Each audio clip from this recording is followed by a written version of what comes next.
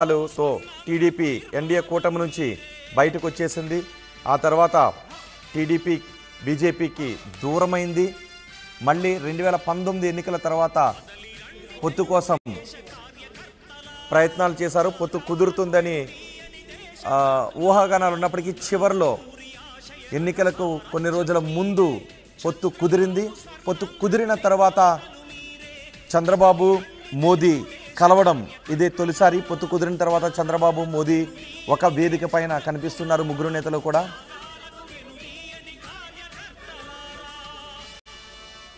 సభా ప్రాంగణం దగ్గరకు మోదీ చేరుకుంటున్నారు. ఆల్రెడీ చంద్రబాబు పవన్ కళ్యాణ్ ఇద్దరు కూడా చేరుకున్నారు. అభివాదం చేస్తున్న దృశ్యాలు చూస్తున్నాం.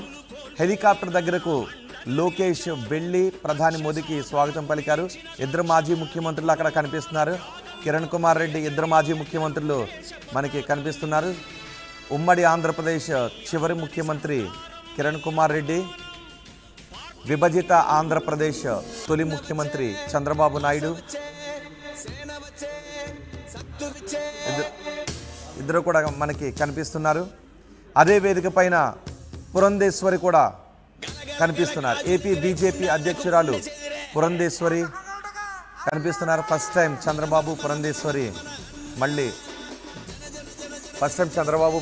ఒక వేదిక పైన కనిపించటం. బీజేపీ ఏపీ రాష్ట్ర అధ్యక్షురాలుగా పురంధేశ్వరి ఉన్నారు.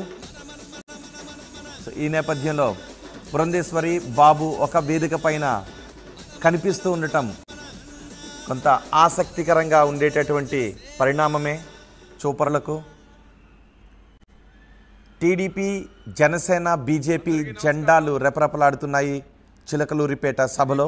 ప్రధాని మోదీ ఆల్రెడీ సభా ప్రాంగణం దగ్గరకు చేరుకున్నారు. ఆయన హెలికాప్టర్ నుంచి దిగిన తర్వాత వాహనంలో సభ